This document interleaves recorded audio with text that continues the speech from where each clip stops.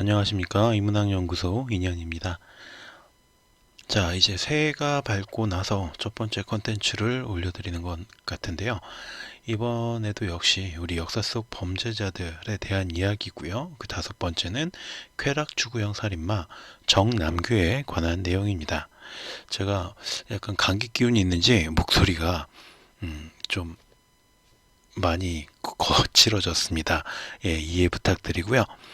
자, 어쨌든 새해 복 많이 받으시라는 인사 먼저 전해드리고 컨텐츠 바로 시작하도록 하겠습니다. 다섯 번째 쾌락추구형 살인마 정남규. 어느 인간에게도 다른 사람의 생명을 앗아갈 권리 따위는 없습니다.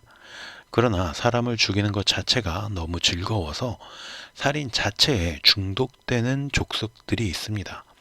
자, 그 대표적인 인물이 바로 정남규라고 할 수가 있습니다. 1969년 전북 장수에서 태어난 정남규는 고등학교 2학년 시절 인천으로 이사를 가게 됩니다. 졸업 후에는 직장도 들어갔지만 적응을 잘하지 못했고요.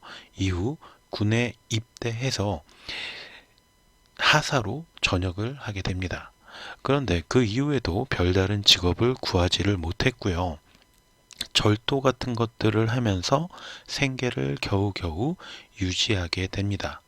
근데 이것은 정남규가 자신이 어린 시절 겪었던 학대 때문이다 라고 이야기를 하는데요. 어린 시절부터 아버지에게 폭행을 당한 정남규는 동네 아저씨에게 성폭행을 당하기도 했고, 고등학교 학생일 때에도 학교 폭력을 당했고, 자취방 옆에 살던 아저씨에게 다시 성폭행을 당했다고 합니다. 이런 것들은 군대에 가서도 마찬가지였는데, 군대에 가서도 온갖 가혹행위를 당했고 성폭행 역시 당했다고 합니다. 자, 이런 환경 속에서 정남규는 사회와 이 사람들에 대한 복수심을 키워가게 됐고요.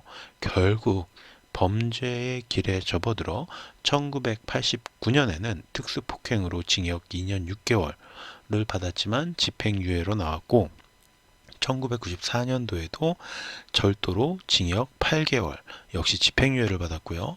1996년에는 성폭력으로 2년 6개월을 살았고, 1999년에도 성폭력으로 2년, 2002년에는 절도로 징역 10개월 등의 처벌을 받았습니다. 물론 가난과 가정폭력, 또 성폭력, 학교폭력, 군대 내 가혹행위 같이 그의 인생에 굉장히 암울한 일들이 많았다라는 점에는 공감을 할 수 있습니다. 그런데 그는 끊임없는 범죄와 거기에 대한 처벌을 받았음에도 불구하고 새로운 삶을 살아보려는 의지는 1도 없이 사회에 대한 증오심만을 더 키워서 마침내 연쇄 살인마의 길로 접어들게 되죠. 자, 이게 바로 정남규입니다. 그래서 총 25건의 강도, 13명 살해, 20명 중상을 입히죠. 이게 SBS 그것이 알고 싶다의 방송 캡처 화면이고요. 후에 밝혀진 것을 토대로 정남규의 사건 일지를 정리해보자면 다음과 같습니다. 2004년 1월 14일 부천시 원미구 소사동에서 놀이터에서 놀던 윤모군과 임모군을 칼로 위협해서 근처 춘덕산으로 데려가서 성추행하고 스카프 등으로 목을 졸라서 살해했습니다. 시신은 실종 16일 만인 1월 30일 아이들의 집에서 3km 떨어진 춘덕산 정상 부근에서 옷이 대부분 벗겨진 채로 발견되었고, 이 사건은 미궁에 빠질 뻔했지만 정남규가 나중에 체포가 되잖아요. 그 뒤에 자신이 그 범행을 했다라고 자백하면서 이 내용이 드러나게 됩니다. 그리고 2004년 1월 30일에는 구로구 구로동에서 한 빌라에서 44세의 원모 씨를 죽여서 찔러서 중상을 입혔고요.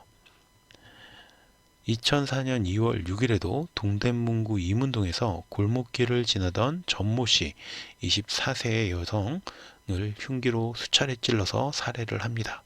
이 사건은 유영철이 자백한 뒤에 무죄를 선고받은 뒤 한동안 미제 사건으로 남아 있었다가 정남규가 체포된 뒤에 그가 자백을 하면서 범행 사실이 드러나게 되었습니다. 2004년 2월 10일에는 경기도 군포시 삼본동에서 우유 배달을 하던 손모 씨, 28세 여인을 흉기로 수차례 찔러서 살해했고요. 2004년 2월 13일에도 영등포구 신길 5동에서 그 골목길에서 서모 씨를 흉기로 수차례 찔러서 중상을 입힙니다. 2004년 2월 25일에도 영등포구 신길 2동의 골목길에서 홍모 씨를 흉기로 수차례 찔러서 중상을 입혔고요. 2004년 2월 26일 불과 하루 뒤에 신림사동에서 신림시장 골목길에서 출근하는 할머니를 배웅하고 돌아오던 박모양 17살의 이 어린 친구를 골목길에서 흉기로 10여 차례 찔러서 중상을 입힙니다. 그리고 2004년 4월 8일 신길 사동에서 귀가 중이던 정모씨 25세의 여인이죠. 흉기로 수차례 찔러서 중상을 입혔고요. 2004년 4월 22일 구로구 고척 2동에서도 여대생 김모씨를 따라가 집 앞에서 흉기로 무참히 찔러서 살해합니다. 2004년 5월 5일에도 어린이날이었는데도 쉬질 않고 동대문구 희경동에서 22세의 최모 씨를 따라가 흉기로 수차례 찔러서 중상을 입혔고요. 2004년 5월 9일에도 동작구 보라매공원 남문에서 귀가 중이던 김모 씨를 흉기로 10여 차례 찔러서 살해했습니다.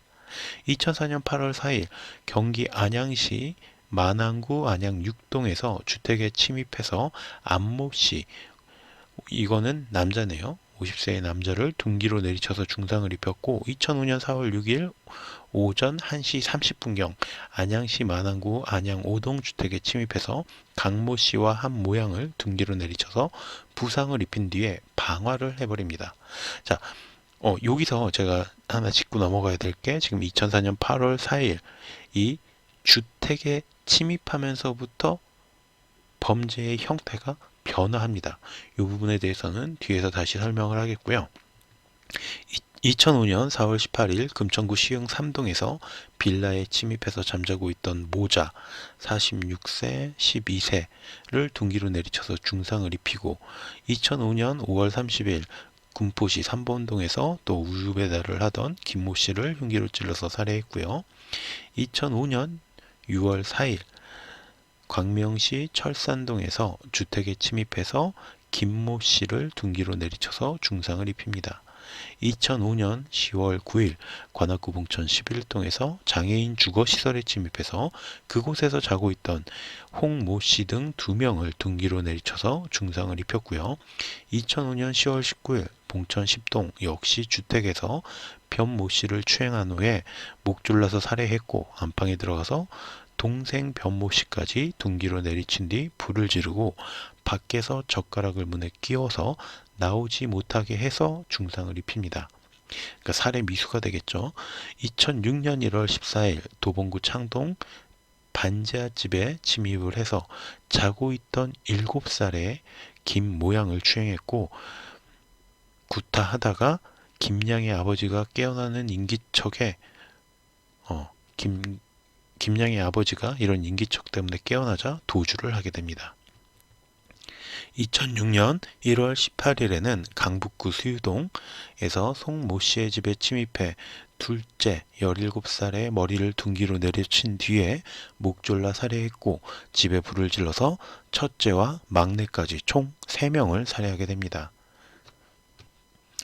2006년 3월 27일에도 봉천 8동 2층 단독주택에 들어가서 잠을 자고 있던 김모 씨 등 3자매를 둔기로 마구 내리쳐서 2명을 살해하고 1명에게 중상을 입혔고요.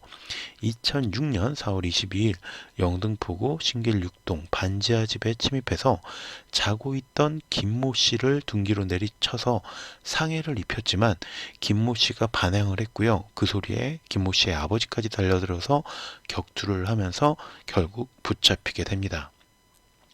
이처럼 수많은 사람들을 무차별적으로 살해하고 중상을 입힌 그가 끔찍한 것은 자신의 범죄를 위해서 다음에 다루어질 유영철과 마찬가지로 끊임없이 공부하고 연습하고 그래서 진화했다는 점입니다.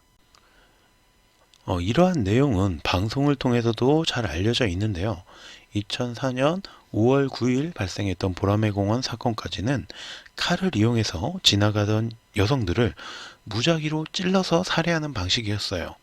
그런데 우리가 앞에서도 살펴봤지만 대부분 중상으로 그치는 경우가 굉장히 많았죠. 그래서 칼에 찔린 사람들이 죽지 않는 경우가 많구나 라고 생각한 뒤로는 쇠파이프나 파이프렌치 같은 아주 흉악한 둔기로 범행 도구를 바꾸게 됩니다. 그리고 길을 지나가던 여성이 아니라 허름한 주택의 열린 창문 등으로 들어가서 저항 불능 상태의 상대방을 죽이는 방향으로 변화하게 되죠.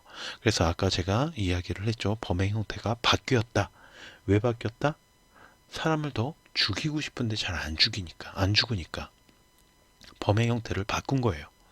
그는 검거되지 않고 더 많은 살인을 저지르기 위해서 범행 시에는 항상 장갑을 착용했고요.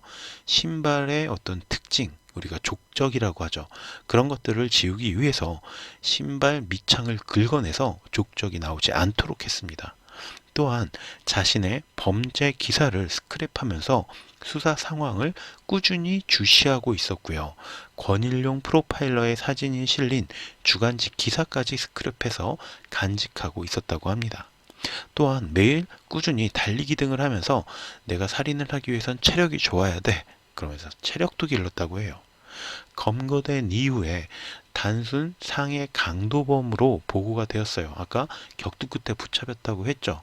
근데 이건 단순히 상해 강도범이다 라고 보고가 됐는데 이 프로파일러 권일용 씨가 추궁을 하면서 실질적으로 이게 살인미수 사건이었고 그 전에 수많은 연쇄 살인과 살인미수 이런 것들이 있었다는 사실을 자백하게 됐고 이후에도 전혀 자신의 범행에 대한 죄책감은 없었다라고 합니다. 권일용 씨나 이수정 같은 분들이 최악의 살인마로 손꼽는 게 바로 이 정남규인데요. 이후 조사 과정에서도 피냄새를 맡고 싶다. 피에서는 향기가 난다. 1000명을 죽여야 했는데 채우지 못하고 잡힌 것이 억울하다 라고 말했고요. 법정에서도 더 이상 살인을 하지 못할까봐 조바심이 난다. 담배는 끊어도 살인은 못 끊겠다 라는 뻔뻔한 모습을 보이게 됩니다. 또한 현장 검증에서는 한 시민이 자신에게 욕을 하고 돌을 던지며 달려들려고 하니까 정남규 역시 맞서서 싸우려고 달려들려고 했고요. 이동을 위한 차량에 타서는 카메라를 보면서 웃기까지 해서 지켜보는 사람들의 분노를 불러일으킵니다. 이 장면이죠. 역시 그것이 알고 싶다를 TVN 뉴퀴즈에서 방송했던 내용을 다시 한번 캡처한 것입니다. 이렇게 현장 검증을 끝나고 돌아가는 차에서 카메라를 보면서 웃고 있어요. 자, 이 정남규에게 살인은 목적이 아닌 과정일 뿐이었습니다. 그리고 그저 즐겁기 위한 놀이에 불과했죠. 비슷한 시기에 금못지않게 잔인한 연쇄살인 행각을 벌였던 유영철을 자신의 라이벌이라고 생각하면서 자신이 계속 유영철보다 낫다라고 주장을 하기도 했죠. 그런데 그는 2007년 4월 대법원에서 사형 선고를 받게 되었고 2009년 11월 그러니까 약 2년 반 정도 만에 서울구치소에서 목을 메어서 자살을 기도했고 병원으로 옮겨졌지만 결국 사망하게 됩니다. 그를 면담했던 권일용 프로파일러는 정남규는 자살을 한 것이 아니라 자기 자신을 살해하며 끝난 사람이다. 살인의 끝은 자기 자신이었다라는 말을 남기기도 했습니다. 정남규의 어두웠던 과거는 비교적 사실일 가능성이 크긴 한데 실제로 벌어진 일이었는지 그러니까 뭐 3차례 이상 동성에게 성폭행을 당했다. 뭐 이런 내용들은 사실 확인이 불가능해요. 그래서 단순히 벌을 경감받기 위한 변명일 수도 있다라는 의견도 있고요. 그러나 어쨌든 그의 과거가 그의 과거가 어쨌든 간에 이런 자신의 어떤 그런 불행과는 아무런 관련이 없었던 수많은 사람들을 자신의 살인에 대한 욕구를 해소하기 위해서 잔인하게 살해하면서 희생시켰다는 사실은 변하지를 않습니다. 특히나 그의 범행 대상 대부분이 여자나 노인이고 어린아이였다라는 점에서 그가 얼마나 비열한 범죄자였는지 확인할 수 있습니다. 뭐 스스로가 굉장히 살인에 미친 살인마라인 것처럼 뭐 포장을 했지만 사실 그의 어떤 범행 대상이 됐던 건 대부분 여자, 노인, 어린아이 같은 자기가 육체적으로 좀 더 강했을 때 혹은 상대방이 아예 뭐 잠들어 있다거나 이렇게 한거 불능인 상태일 때 범죄를 저질렀다는 점에서 사실은 굉장히 비겁하고 비열한 범죄자였다라고 결론 내릴 수 있을 것 같습니다. 자, 오늘 제 목소리가 조금 이상해서 듣기가 불편하셨을 수도 있는데요. 어쨌든 새 첫 컨텐츠로 좀 굉장히 잔인한 인물을 소개해 드리게 됐습니다. 그럼 오늘 강의도 여기서 마치도록 하고요. 저는 다음 시간에 또 다른 인물에 대한 소개로 돌아오도록 하겠습니다. 오늘 컨텐츠가 마음에 드셨다면 구독과 좋아요도 부탁드리겠습니다. 감사합니다.